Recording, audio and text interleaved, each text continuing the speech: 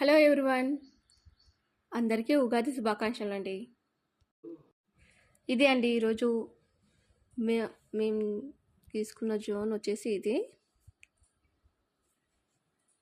Chat చూస్తున్నారు కదా, మీరు ఒకసారి ఫోకస్ చేయండి.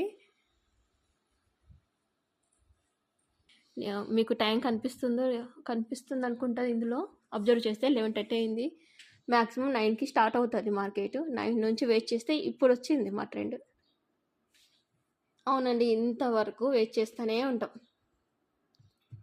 9కి కూర్చొని మా పనులన్నీ అయిపోగొట్టుకొని 9 కూర్చొని ఇంతవరకు వెయిట్ చేస్తాం మా లెవెల్స్ కోసం.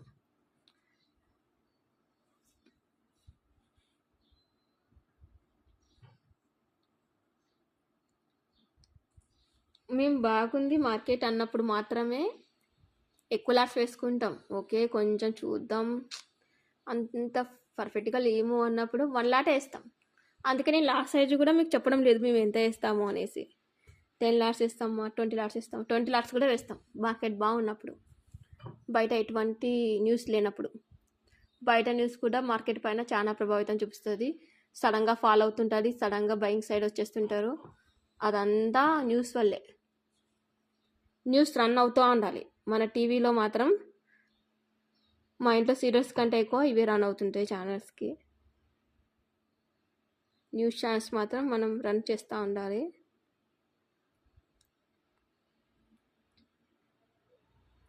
చూస్తున్నారు కదా, ఆ జోన్ దాటి కిందికి వస్తుంది, మళ్ళీ వెళ్తుంది.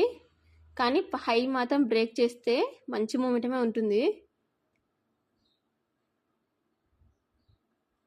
టైంపాస్ అనమాట, టైంపాస్ చేస్తుంది. అదే బిగ్ ప్లేయర్గా ఎంటర్ అయితే, నిన్న చూశారు కదా లాస్ట్ టైం మన వీడియోలో ఎలా జంప్ అయిందో అలా జంప్ అవుతుంది. జంప్ అయి మేము ఆల్మోస్ట్ అలా జంప్ అయ్యేటప్పుడు ఎగ్జిట్ పైన చేయి పెట్టుకుంటాము. మా టీం ఉంటారు కదా, నేను అవ్వను, ఎంట్రీ ఒకటే నేను అవుతాను, కానీ ఎగ్జిట్ వాళ్ళే చేస్తారు. నేను షాక్లో ఉంటాను అనమాట. అంటే ఇంతసేపు వెయిట్ చేస్తుంటాం కదా, ఎప్పుడు వస్తుంది అమ్మ జంప్ అయితే బాగుంటుంది, జంప్ అయితే ఒక్కటి వెళ్ళిపోతాం ఇంకా అమ్మయ్య అనుకుంటుంటాం కదా. అలాంటి టైంలో జంప్ అవుతే ఎలా ఉంటుంది?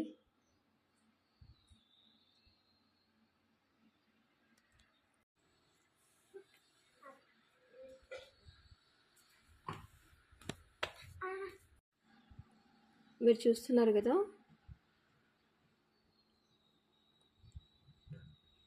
మార్కెట్ అంటే చాలా ఓపిక ఉండాలన్నది ఇందుకే.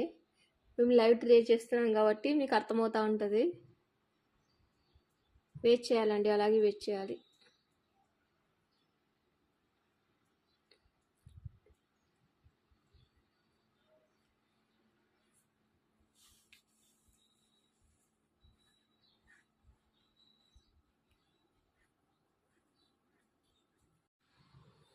ఓకే, మీరు చూడండి ఒకసారి.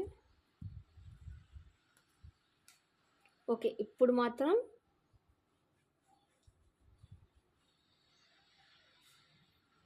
విక్ చూసారా? ఇలాంటి మార్కెట్లో మనం అనుకునేది రీచ్ అవుతే ప్రీమియం కూడా చాలా బాగుంటుంది. ఓన్లీ బై సైడ్ ఉన్న మార్కెట్లో మాత్రం ప్రీమియమ్స్ ఏం పెరగవు. ఇలా వస్తూ ఉండాలి అన్నమాట. బేరిస్ మూమెంట్ ఉండాలి, బుల్లిస్ మూమెంట్ ఉండాలి, రెండు ఉండాలి. విక్ ఉంది కదా, మీరు గమనించారా విక్ ఎంత బాగా వదిలిందో?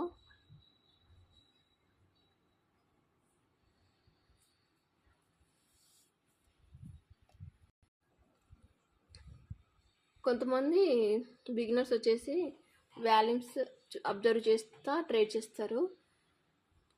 అంటే మార్కెట్లో 1 సెకండ్స్లోనే, అంటే మార్కెట్ ట్రెండ్ ఉన్నప్పుడు చాలా వరకు, అంటే ఇప్పుడు ఎగ్జాక్ట్గా మా టీం ఉంది కదా, మా కొద్దీ కొంచెం వెనుక ట్రేడ్ చేసిన వాళ్ళు 200 లాస్లో ఉన్నారు ప్రజెంట్గా. అలా ఉంటుంది. అలాంటి టైంలో వాల్యూమ్స్ నమ్ముకొని ఎలా ట్రేడ్ చేస్తారు?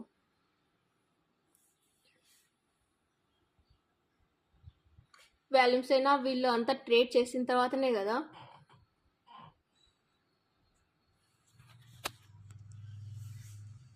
బయర్స్ ఎంతమంది ఉన్నారు, సెల్లర్స్ ఎంతమంది ఉన్నారు అని చెప్పేది. ఇండికేటర్స్ కూడా అంతే. ఏ ఇండికేటర్ అయినా మనకు పర్ఫెక్ట్గా అయితే చెప్పదు. మార్కెట్ మూమెంటం అవ్వాలి, బయర్స్ ఎంతమంది ఉన్నారు, సెల్లర్స్ ఎంతమంది ఉన్నారని ఫస్ట్ వాళ్ళు చూసుకోవాలి. అంత లోపల మార్కెట్ ఎక్కడికో వెళ్ళిపోయి ఉంటుంది. ఎక్కడికో వెళ్ళిపోయి ఉంటుంది అంటారేంటి, ఇక్కడే ఉంది కదా, మీరు ఇంకా ట్రేడ్ చేస్తున్న దానికి కొంచెమే కదా మూమెంటం ఇస్తుంది, అప్పటి నుంచి అక్కడే టైం వేస్ట్ చేస్తుంది కదా అని అనుకుంటారు కదా. కానీ చెప్తున్నాను కదా, మా కొద్ది కేవలం 2 seconds లేట్ వేస్తున్నారు, వాళ్ళకి 200 లాస్లో ఉంది ఇప్పుడు ప్రజెంట్గా. అంటే ప్రీమియమ్స్ అలా ఉంటాయి, ప్రీమియం పంపింగ్ అవ్విండదు వాళ్ళ అకౌంట్లో. ఆర్ఎస్ఐ అయినా మ్యాక్డీ అయినా ఏ ఇండికేటర్ అయినా మనకు వాటిని నమ్ముకొని మాత్రం ట్రేడ్ చేయొద్దండి. మరి దేన్ని చూడాలి అంటే సబ్జెక్ట్ ఉండాలి. ప్రతి క్యాండిల్కి ప్రతి విక్కు ఒక సబ్జెక్ట్ ఉంటుంది. ఇప్పుడు ఎగ్జాక్ట్లీగా మనము ఒక వర్క్ చేసుకోవడానికి ఒక నిమిషం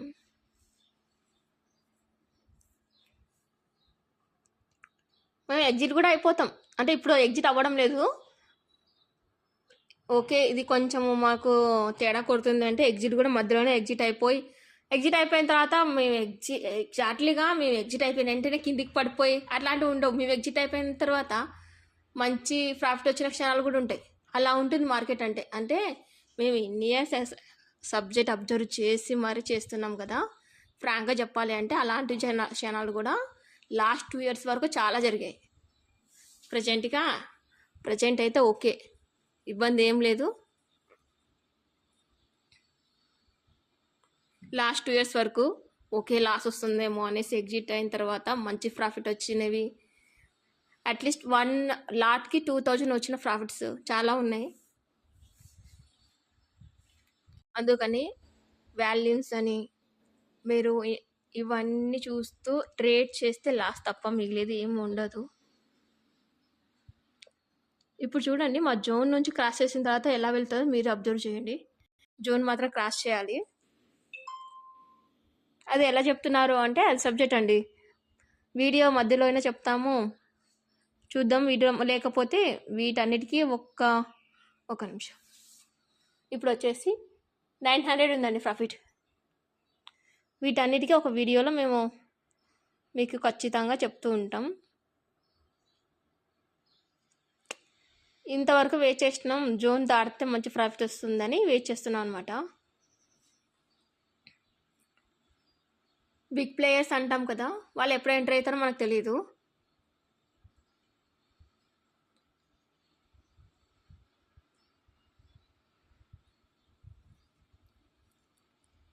చూస్తున్నారు కదా, ఇంతవరకు డ్రామా చేసి వచ్చిందా మార్కెట్, అందులోనే మనకు ప్రీమియం పంప్ అవుతుంది. అలా కాకుండా ఫటాఫట్ పైకి వెళ్ళినా కానీ మనకి ఇబ్బంది ఉండదు, టెన్షన్ ఉండదు. కానీ అమౌంట్ రాకపోతే ఎంతసేపు ఉన్నా ఏం లాభం అండి. చూస్తున్నారు కదా, కొంచెమే కదా, నేను మీకు పెడతాను కదా, అప్పుడు చూస్తారు మీరు. వీడియోలో మీకైతే పంపిస్తాము, మీరు చూడండి. దానికంటే కొంచెమే పైకి వెళ్ళింది కదా, 900 ఎగ్జాక్ట్లీగా. ఇప్పుడు వస్తున్న క్యాండిల్ కింద ఉన్న విక్కుకి గమనించండి, అక్కడ 300 ప్రాఫిట్ ఉంది. ఇంత చిన్న క్యాండిల్కే మనకు 900 ప్రాఫిట్ చూపిస్తుంది. ప్రీమియం పంప్ అవడం అంటే ఇది. అంటే ఇంతవరకు కింద అంతా డ్రామా చేసి వచ్చింది కదా, అది డ్రామా అవ్వదు, మనం డ్రామా అనుకుంటున్నాము. అక్కడ అంతా సెల్లర్స్ టాప్ లాస్ తినేసి వచ్చి ఉంటుంది. అది దీన్నే డెల్టా బ్లాస్ట్ అంటారు. ఇవన్నీ ఉంటాయి మార్కెట్లో. డెల్టా బ్లాస్ట్ అంటే ఏంటో తెలుసుకోవాలంటే మా ఛానల్ని అబ్జర్వ్ చేయండి, లైక్ అండ్ షేర్, సబ్స్క్రైబ్ చేయండి. మాకు బూస్టర్ ఉండాలి కదా ఛానల్స్లో షేర్స్. ఒక్క నిమిషం, నేను దీనిపైన ఫోకస్ ఎక్కువ పెట్టాను.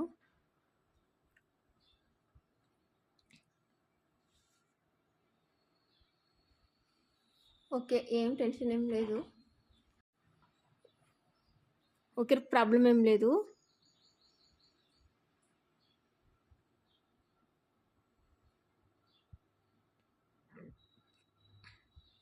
మీరు చేసే లైక్స్, కామెంట్స్, సబ్స్క్రైబ్ మాకు ఒక ఎనర్జీ బూస్టర్ లాగా పనిచేస్తుంది. ఇంకా మీరు ఏం తెలుసుకోవాలన్నా కామెంట్స్ చేయండి, మేము ఖచ్చితంగా దానికి రిప్లై ఇస్తాము. బిగినర్స్ మాత్రం మార్కెట్లో తొందరగా అడుగు పెట్టద్దు, చిన్న సజెషన్ అనుకోండి. చేయండి, పేపర్ ట్రేడ్స్ చేస్తూ వెళ్ళండి, 1 lot చేయండి. ఒకేసారి 10 లాట్స్ 5 లాట్స్ అట్లాంటివి చేయొద్దు. 1 లాట్ చేయండి.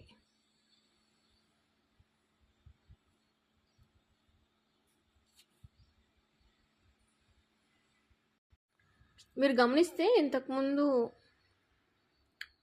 సెల్లింగ్ జోన్ వచ్చినప్పుడు మార్కెట్ బాగానే ఒక 2-3 క్యాండిల్స్ టపటప పడిపోయింది కదా. మరి వాల్యూమ్స్లో ఏం చూపిస్తుంది అంటారు? సెల్లింగ్ జోన్ అయినా చూపిస్తుంది కదా. కానీ ఇంతవరకు చూడండి, అట్లీస్ట్ ఒక 10 మినిట్స్లోనే స్టాప్ లాస్ కొట్టేసినాయి, బయింగ్ జోన్ వచ్చేసింది కదా. అందుకని వాల్యూమ్స్ దృష్టిలో పెట్టుకొని మీరు ఎటువంటి ట్రేడ్ చేసుకోవద్దు.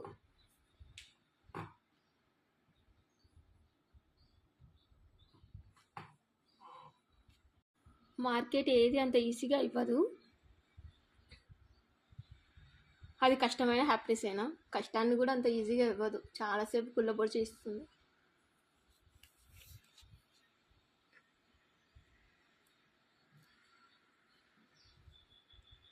ఇది నేను చెప్పిన మాట మార్కెట్లో ఎక్కువ ఉన్న వాళ్ళకి మాత్రం బాగా అర్థమవుతుంది.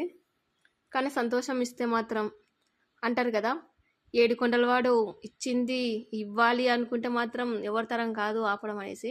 అలాగే ఉంటుంది.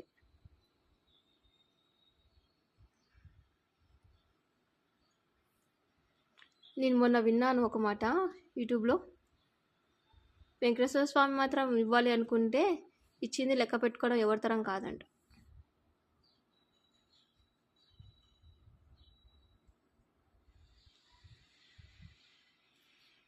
ఎగ్జాక్ట్గా నాకైతే మార్కెట్ అలాగే అనిపిస్తుంది.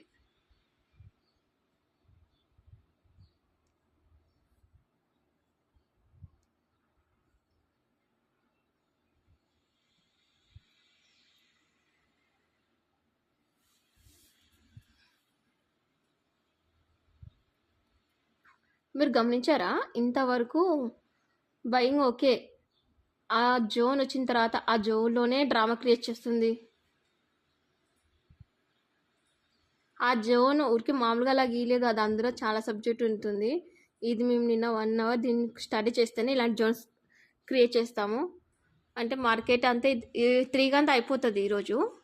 మేము ఈవినింగ్ మళ్ళీ 6కి ఒకసారి అబ్జర్వ్ చేస్తాం ఏం జరిగింది, నిన్నంతా ఎక్కడ టైం పాస్ చేసింది, దాన్ని బట్టి ఈ జోన్స్ అన్ని మేము ప్రిపేర్ చేస్తాం ఆల్రెడీ. ఇంకా ఒకటి, బయింగ్ సైడా రేపు సెల్లింగ్ సైడా అనేది నిన్నే డిసైడ్ అయిపోతుంది. లేదు రేపు టఫ్గా ఉంటుంది అంటే మేము ల్యాప్టాప్ ఓపెన్ కూడా చేయము, అటువైపు కూడా వెళ్ళము. నేను అది కూడా ట్రేడ్ చేయని రోజులు ముందే మీకు ఇన్ఫర్మేషన్ ఇస్తాను, లేదు ఈరోజు ట్రేడ్ చేయము అనేసి.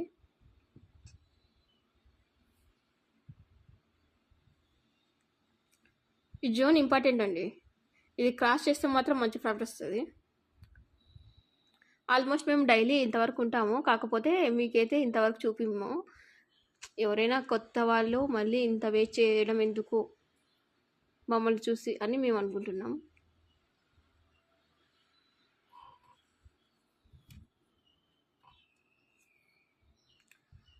ముందు ప్రాఫిట్లో ఉండండి. ఎక్కువ తీసుకున్నాము అనడం కంటే ప్రాఫిట్లో ఉన్నాము అనేది సెల్లింగ్ మార్కెట్లోకి వచ్చిన వాళ్ళకి ఒక బూస్టర్ లాగా పనిచేస్తుంది. ఇంకొక ట్రేడ్, ఈరోజు లాస్ వచ్చింది అనుకోండి, రేపు ట్రేడ్ చేస్తారు ఓకే, 1 మంత్ లాస్ట్లోనే ఉంటే నెక్స్ట్ మంత్ అయితే ట్రేడ్కి రారు కదా. అలాంటిది ఈరోజు ఒక 200 ప్రాఫిట్ వచ్చింది, నెక్స్ట్ ఒక 300 వచ్చింది, ఓకే, ఈ మంత్ అంతా ఒక వాళ్ళ ఖర్చులకి వెళ్ళిపోయినాయి అనుకోండి, నెక్స్ట్ మంత్ ఖచ్చితంగా ట్రేడింగ్లో ఉంటారు. అలా వాళ్ళ ట్రేడింగ్ జర్నీ స్టార్ట్ అవుతుంది. అంతేగాని ఈరోజు 1 లాట్కి 1000 రూపీస్ వచ్చింది, నెక్స్ట్ రోజు కూడా 500 సరిపోదు, 1000 రూపీస్ కావాలి నాకు అని కూర్చుంటే లాసే వస్తుంది. మీరు అలా చేయొద్దు. ముందు ట్రేడింగ్లో ఎక్కువ రోజులు ఉండడానికి ట్రై చేయండి. ట్రేడింగ్లో ఎక్కువ రోజులు ఉంటే ఏం జరుగుతుందంటే మీరే నేర్చుకుంటారు. ఒక దాని తర్వాత ఇలా జరిగినందుకు ఇలా రాంగ్ అయిందా, ఓకే ఈ వీక్ ఇలా చేస్తుందా, ఓకే. విక్స్ ఇంపార్టెంట్ అండి, క్యాండిల్ కంటే కూడా మీకు ఆ విక్స్ ఇదంతా విక్ కనిపిదు ఎవరికి, లాంగ్ బాడీనే కనిపిస్తుంది క్యాండిల్ మొత్తం, దానికంటే కూడా విక్ ఇంపార్టెంట్. మీరు ఎక్కువ రోజులు ఉంటే నేర్చుకోగలరు. కాబట్టి ఫస్ట్ చిన్న చిన్న ప్రాఫిట్స్తోనే ఎగ్జిట్ అవ్వండి. అట్లీస్ట్ కాస్ట్ అన్న ఎగ్జిట్ అవ్వండి. ఆరో సబ్జెక్ట్ అయితే మీరు నేర్చుకోగలరు కదా. ఎక్కువ ప్రాఫిట్ తీసుకొని లాస్ అయ్యి నెక్స్ట్ మంత్ ఇంకా ట్రేడింగ్కి ఒక దండ, ఇలాగే ట్రేడింగ్ గ్యాంబ్లింగ్ అని రూమర్ వచ్చింది. ట్రేడింగ్ గ్యాంబ్లింగ్ కాదండి, కొంతమంది మైండ్ సెట్ గ్యాంబ్లింగ్. ఎక్కువ ప్రాఫిట్ కావాలి వాళ్ళు మళ్ళీ 1 ఇయర్ కూడా, 1 ఇయర్ కాదు, ఒక 3 months ఎవరో చెప్తే విని వచ్చి చేస్తూ ఉంటారన్నమాట. అలాంటి వాళ్ళందరూ ట్రేడింగ్కి పెట్టింది గ్యాంబ్లింగ్. ఇలా ట్రేడ్ చేస్తున్నప్పుడు వాట్సాప్లో నేను పెడుతున్నాను, నువ్వు కూడా ట్రేడింగ్ ఆడుతున్నావా, నేను కూడా ఆడుతున్నా. నాకు ఎలా అనిపించిందంటే ఈ కబడ్డీ సినిమాలో పిచ్చోడు వచ్చి నేను ఆడతారా అన్నట్టే ఉంది. నేను ఏం చెప్పాలో తెలియక సరే నువ్వు ఆడుతున్నావు, బాగా ఆడు అని చెప్పా. ఆడడం కాదండి, ఇది లైఫ్ అండి. కొంతమందికి అయితే ఇది లైఫ్. ఆడడం ఏంటి, ఖచ్చితంగా వాళ్ళు అయితే ఈరోజు చూస్తారు. నీ పేరైతే చెప్పడం లేదు కదా, ఫీల్ అవ్వకు. నాకెందుకు నవ్వొచ్చింది. నాకైతే కబడ్డీ సినిమాలో పిచ్చోడు వచ్చి కబడ్డీ నేను ఆడతారా అంటారు కదా, అదే గుర్తొచ్చింది.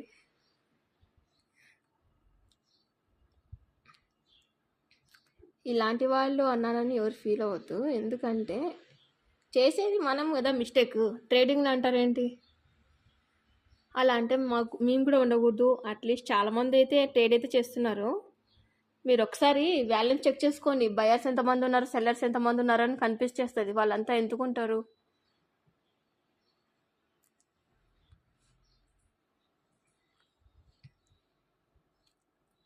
ఇంకా ఏంటంటే ఫాస్ట్గా వచ్చేస్తారనమాట. అమ్మ ఈరోజు ట్రేడింగ్లో సెట్ అయింది అంటే ఇంకా తరతరాలు ఊహించేసుకుంటారు, మా తరం ఇందులో వెళ్ళిపోతుంది.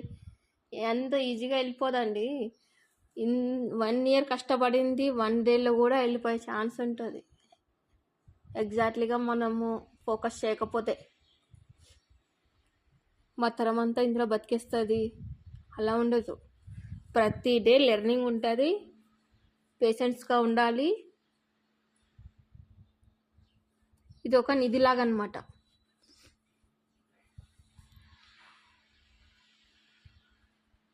కాకపోతే ఈ నిధి ఒకే రోజు ఇవ్వదు, కొంచెం కొంచెంగా తీసుకుంటూ ఉండాలి. ఒక్కొక్క రోజు అసలుకి ఇవ్వదు. ఓకే, లాస్ అంటారా, మన నిధి తవ్వడానికి ఇన్వెస్ట్మెంట్ అలా అనుకోండి. అది మన చేతిలోనే ఉంది, స్టాప్ లాస్ కొట్టాలా వద్దా అనేది. స్టాప్ లాస్ అవుతుంటే మాత్రం దీనికి ఎవరికి ఇంట్రెస్ట్ ఉండదు కదా. కానీ మీరు ఎప్పుడైతే ఓకే నేను ఈరోజు లాస్ ఇంకా అవ్వక తప్పదు అని ఎప్పుడైతే అనుకుంటారో అప్పుడే మీరు ట్రేడర్.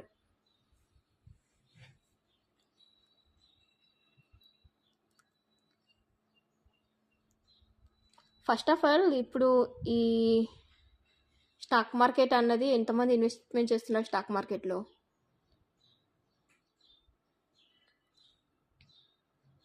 మనం ఇప్పుడు ఎగ్జాక్ట్లీగా ఒక ఫ్లాట్ కొంటాము, దాని వాల్యూ ఈ ఇయర్ ఉన్నట్ల లాస్ట్ ఇయర్ ఉండకపోవచ్చు, లాస్ట్ ఇయర్ తక్కువ ఉంటుంది.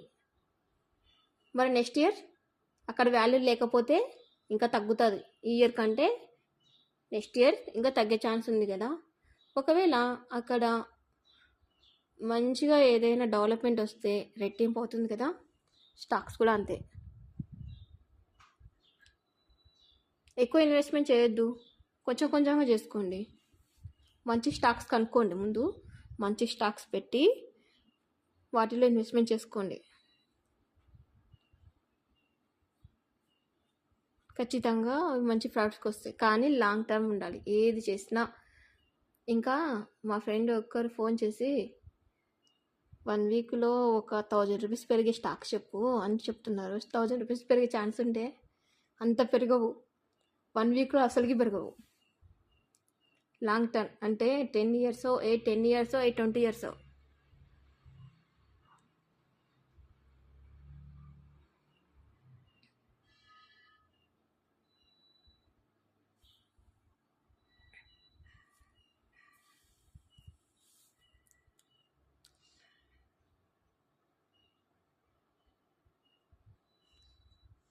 మీరు చూస్తున్నారు కదా ఎగ్జాక్ట్లీగా మళ్ళీ మనం ఎక్కడైతే సేల్ చేసామో,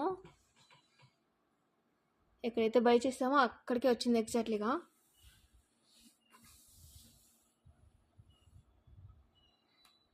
అంటే అది కాస్ట్ అనమాట. లాస్ ఇక్కడ నుంచి మనం ఎగ్జిట్ అయిపోతే లాస్ ఉండదు, ప్రాఫిట్ ఉండదు.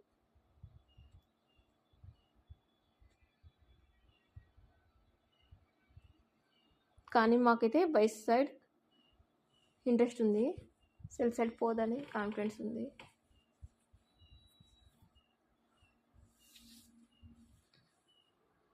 ఇది అయితే కాన్ఫిడెన్స్ మాత్రమే, ఓవర్ కాన్ఫిడెన్స్ అయితే కాదు. ఎందుకంటే మేము అబ్జర్వ్ చేసిన దాన్ని బట్టి మార్కెట్ బై సైడ్ పోవడానికి ఛాన్స్ ఉంది. ఓకే, ఇలా అవుతుంది. ఏమవుతుంది అంటే ఏమీ అవ్వదు. ఒకవేళ మళ్ళీ మార్కెట్ అక్కడ హై ఉంది కదా, అక్కడ వరకు చేరుకుంటే ఇంతకుముందు మాకు చూపించిన 900 కంటే కూడా ఎక్కువ ప్రాఫిట్ చూపిస్తుంది. ప్రీమియం పంపింగ్ అవ్వడం అంటారు దీన్ని.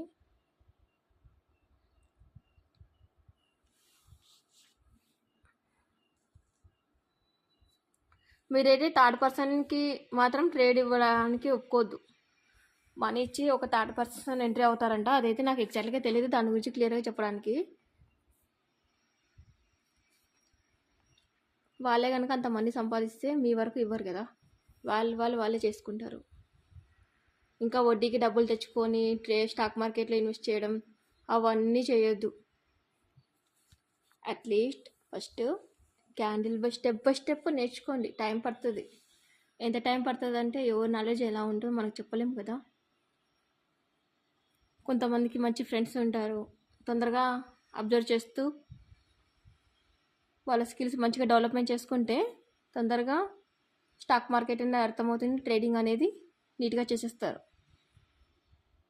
ఇంకొంతమంది అట్లీస్ట్ మార్కెట్ బాగున్నప్పుడు ఎవరైనా మనీ తీస్తారు, టఫ్ మార్కెట్ ఉన్నప్పుడే కష్టం అవుతుంది. మార్కెట్ బాగున్నప్పుడు 1000 రూపీస్ తీసేసి 1000 వచ్చింది 1 లాట్కి, అదే 10 లాట్స్ చేస్తే 10,000 కదా. రేపైతే 10 లాట్స్ తెచ్చుకోపో ఒక 2 రూపీస్కి వడ్డీ మనీ అని ఇచ్చేస్తే అక్కడ 10,000 వచ్చేది పక్కన పెట్టండి. లాస్ అయితే మాత్రం మళ్ళీ ఆ వడ్డీ మీరే కట్టాలి, అప్పు తెచ్చుకున్న అమౌంట్ మీరే కట్టాలి.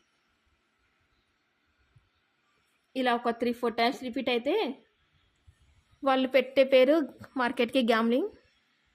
ఇంకా ఏమంటారు,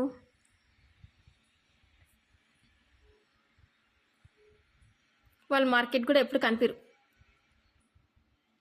ఇంకా అది మానేసి ఇంకా బయట టాక్ ఏమని పడిపోతుందంటే మార్కెట్ చేసిన వాళ్ళు ఫస్ట్ దూరంగా ఉంటారు. ఫస్ట్లో అయితే మాకు అదే జరిగింది.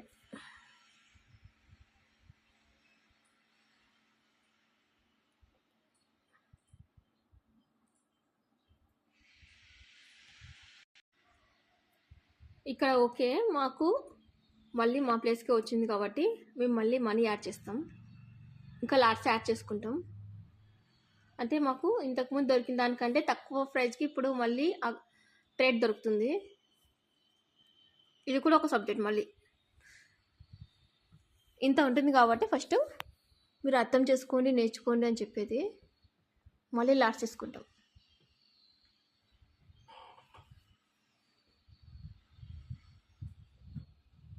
మేము చెప్పిన ప్రైస్కే వచ్చింది. మీరు చూసినట్లయితే గ్రీన్ క్యాండిల్ ఉంది కదా, గ్రీన్ క్యాండిల్ లో ఉంది కదా,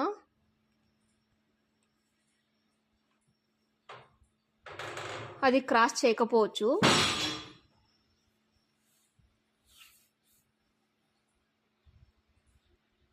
మేము ఆల్మోస్ట్ అక్కడ కనుక వస్తే ఎగ్జిట్ అయిపోతాం, లాస్ట్లో ఎగ్జిట్ అవ్వాల్సి వస్తుంది. లో బ్రేక్ చేస్తే మాత్రం ఎగ్జిట్ అవుతాం. లో బ్రేక్ చేయకపోతే మళ్ళీ కొంతవరకు కిందకు వచ్చి మాకు అప్పుడే తెలిసిపోతుంది, ఓకే మళ్ళీ లిక్విడిటీ కోసం వచ్చింది, మళ్ళీ యాడ్ చేస్తాం. ఇలాంటి టైం వచ్చినప్పుడు మళ్ళీ యాడ్ చేయాలి మనీ.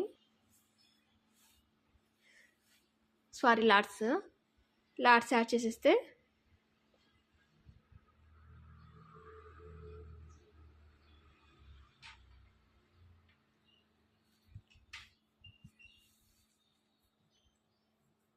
అంటే పైన వెళ్ళి క్యాండిల్ మన జోన్ నుంచి పైన క్యాండిల్ బ్రేక్ చేసి వచ్చింది కదా, అది చూస్తున్నారు కదా, బ్రేక్ చేసి వచ్చింది కాబట్టి ఓకే పైకి వెళ్తే ఛాన్స్ ఉంది అని మేము మళ్ళీ లాట్ స్టార్ట్ చేయడం జరుగుతుంది. ఎందుకు మళ్ళీ కిందికి వచ్చిందంటే లిక్విడిటీ కోసం వచ్చింటుంది. అప్పుడు మళ్ళీ మనకి ఇంకొక ఛాన్స్ ఇచ్చినట్లు సేమ్ ట్రేడ్లోనే. ఏం ప్రాబ్లం లేదు, మళ్ళీ యాడ్ చేసుకుంటాం. కొత్త వాళ్ళైతే యాడ్ చేసుకోవద్దండి. ఒక 500 200 కనిపించినా వెళ్ళిపోండి, ఎక్కువ టైం అయితే ఉండొద్దు. ఓకే 200 అంటే కనీసం 500 వచ్చినా కానీ ఫస్ట్ ఆఫ్ బుక్ చేసుకోండి. క్యాండిల్ బై క్యాండిల్ వెళ్తూ ఉండండి. 1 మినిట్లో వెళ్ళండి. క్యాండిల్ బై క్యాండిల్ వెళ్తేప్పుడు 1 మినిట్కి వెళ్ళాలి.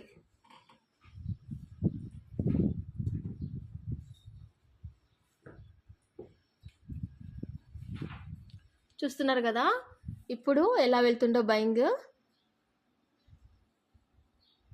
చిన్న చిన్న క్యాండిల్స్ విక్ వదులుతూ పైకి వెళ్ళిపోతుంది. ఇంతవరకు నేను చూసిన మార్కెట్ని బట్టి ఇది చెప్తున్నా.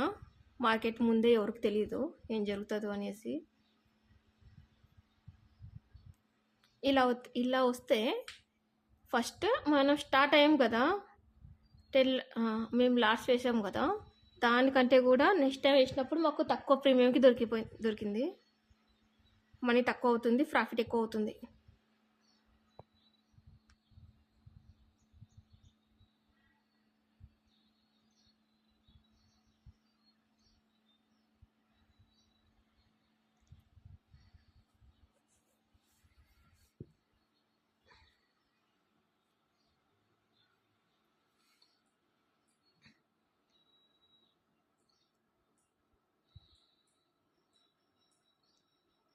ఓకే మీరు అబ్జర్వ్ చేయండి. ఎగ్జాక్ట్లీగా క్యాండిల్ని బ్రేక్ చేస్తే మేము వెళ్ళిపోతాము.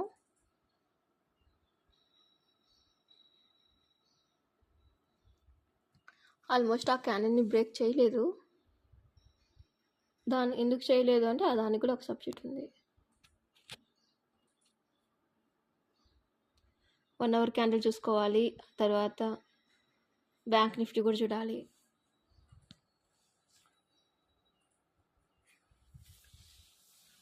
ట్రెండ్ ఎలా ఉంది, సేమ్ ఉందా, చేంజ్ అవుతుందా అనేది మనం ఫోకస్ చేయాలి. ఎప్పుడు మనం వేసిన ట్రేడ్కి ఆపోజిట్ ఆలోచించాలి. అప్పుడే మనకు ఓకే ట్రెండ్ని అర్థం చేసుకుంటాం. ఎందుకంటే ఎవరు వేసిన ట్రేడ్ వాళ్ళు సపోర్ట్ చేసుకుంటారు కదా, లేదు బయింగ్ సైడే పోతుంది చూడండి అన్నట్లు మనం అనుకోకూడదు. చూడాలి, ఒకసారి అబ్జర్వ్ చేయాలి.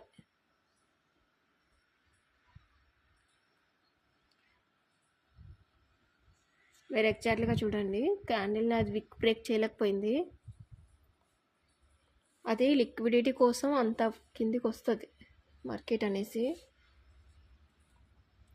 టైంపాస్ జోన్ అనమాట ఇదంతా, మొత్తం టైంపాస్ చేస్తుంది.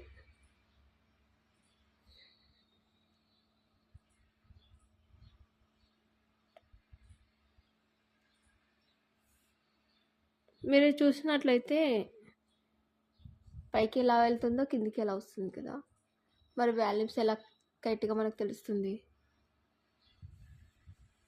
చాలామంది నిన్న కామెంట్స్లో చెప్పినారు, వాట్సాప్లో నాకు మెసేజ్ చెప్తున్నారు, కామెంట్స్లో వాల్యూమ్స్లో బాగుంటుంది, దాని గురించి కూడా చూసుకుంటూ అబ్జర్వ్ చేసుకుంటూ చేస్తే ఇంకా మంచి ప్రాఫిట్ వస్తుంది కదా అనేసి.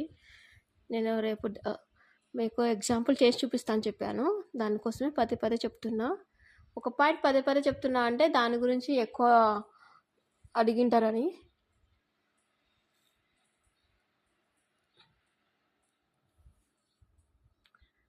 చెప్పడం ఎందుకు, మీకు ఎగ్జాంపుల్ చూపిస్తే ఇంకా బాగా అర్థమవుతుంది కదా అనేసి ఈరోజు చూపిస్తున్నాను అనమాట.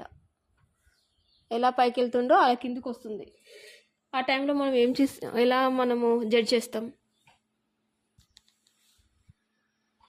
ఎగ్జాక్ట్లీగా మనం 1 అవర్ ఉన్నాం ట్రేడ్లో. మేమైతే 1 అవర్ ఉన్నాం.